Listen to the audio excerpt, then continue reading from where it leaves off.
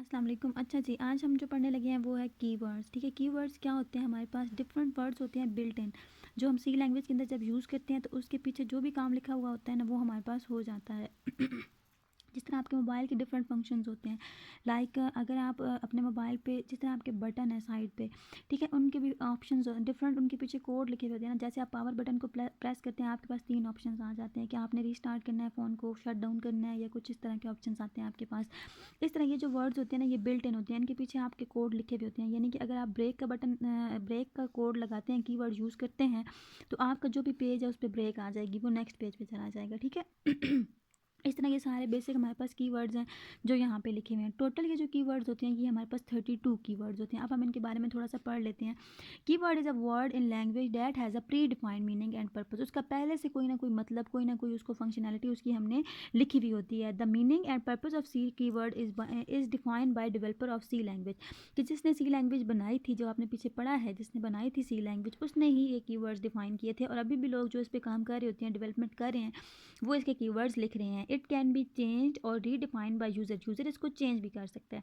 Keyword can be used for the same purpose for which it is defined. जाहिर है कि जिसके लिए वो लिखा गया, जिस काम के लिए, वो वही काम करेगा। They help the compiler the compilation process. जब हम कंपाइलिंग कर रहे होते हैं, अपना कोड उसको कंपाइल करवा रहे होते हैं, तो उसमें भी हमारे पास इन कीवर्ड से हेल्प हो जाती है कि लाइक अगर आप एक लिखते हैं कीवर्ड लिखते हैं प्रिंट, तो ज़ाहिर है इस पे कंपाइलिंग को पता चल जाता है ना कंपाइलर को कि इसमें सिर्फ मैसेज को प्रिंट करवाना है। तो इस तरह से जब हमारे पास ये लिखा हुआ आ जाता है तो कंपाइलर को भी इससे हेल्प हो जाती है। Keywords are written in lower case. हमेशा कीवर्ड्स किस में लिखा जाएंगे? छोटी एबीसी में, लोअर केस में लिखे जाएंगे। Are also known as reserved word, कि रिजर्व्ड है। ठीक है, कि जिस तरह मतलब एक चीज़ हो जाती है ना रिजर्व, कि उसको हम दोबारा से नहीं कर सकते कहीं और पे इस्तेमाल, तो ये रिजर्व्ड वर्ड है। They are different types of keyword in the C language. The total number of keyword is 32। Total हमारे पास 32 हैं। उसके बाद जो नेक्स्ट टॉपिक हम करने लगे हैं, ये सारा नहीं करना। उसके बाद जो नेक्स्ट टॉपिक है वो हमने करना है, पढ़ना है ना, वो है कांस्टेंट। कांस्टेंट क्या होते हैं? Is a quality that can not be change during program execution. की जब प्रोग्राम की एग्जीक्यूशन हो रही होती है तो कांस्टेंट वही होते हैं जो चेंज नहीं होते।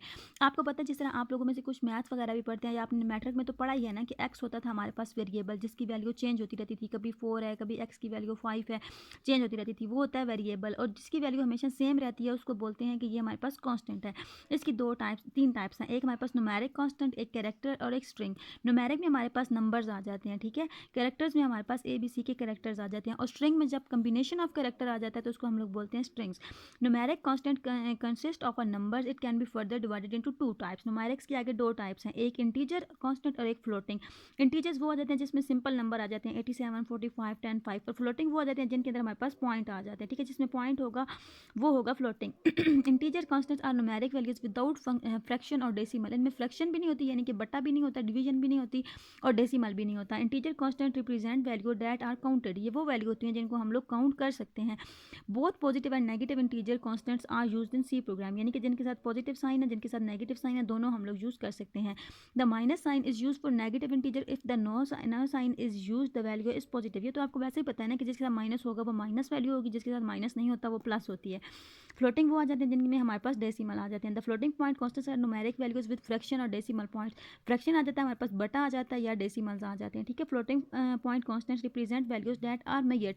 ये वो वैल्यू होती हैं जिनको हम लोग मेजर कर सकते हैं। Both positive and negative floating points are constants are used in C program. आगे वही बात है कि जिनके साथ माइनस होगा वो माइनस के हो जाएंगे फ्लोटिंग पॉइंट्स, और जिनमें माइनस नहीं होगा वो प्लस के हो जाएंगे। कैरेक्टर्स हमारे पास वो कैरेक्टर्स आ जाते हैं जिनमें हमारे पास स्पेशल कैरेक्टर्स आ जाते हैं, ठीक है।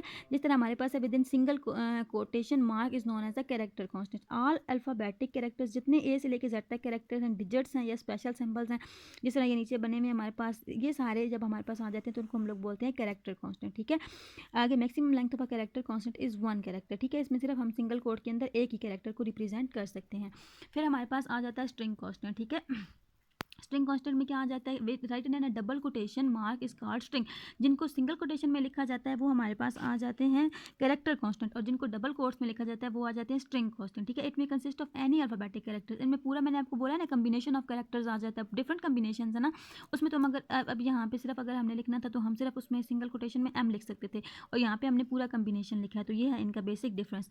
आगे आप इनका बेसिक डिफरेंस भी ये वाला कर लें। It is a named memory location, इसकी कोई ना कोई लोकेशन होती है। It is a name value, इसकी कोई ना कोई वैल्यू होती है। It can use any it value can change while a program is running. जब प्रोग्राम चल रहा होता है तो इसकी वैल्यू चेंज हो जाती है, और इसकी वैल्यू सेम रहती है, कभी भी चेंज नहीं होती। उसके बाद हमारे पास डिफरेंट डेटा टाइप्स आ जाती हैं, ठीक है, कि डेटा की कौन कौन सी टाइप्स होती हैं। डेटा इंटीजर्स में हो सकता है, यानी कि नंबर्स में हो सकता है, फ्लोटिंग पॉइंट्स में भी आपने पढ़े हैं जिनमें पॉइंट आ जाएगा, डबल की वैल्यू आ जाती है जो बहुत बड़ी वैल्यूज़ होती हैं, ये मैंने आपको पहले भी कराया हुआ है। कैरेक्टर्स आ जाते हैं जिनमें हमारे पास कैरेक्टर्स यानी कि ABC आ जाते हैं, ठीक है।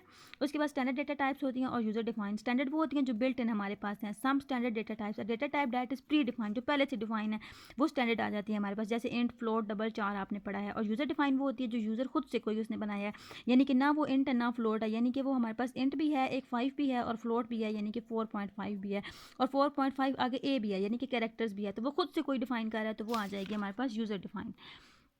बस अभी फ़िलहाल आप इतना ही करें, नेक्स्ट हम इंशाल्लाह कल पढ़ेंगे। अल्लाह हाफिज़।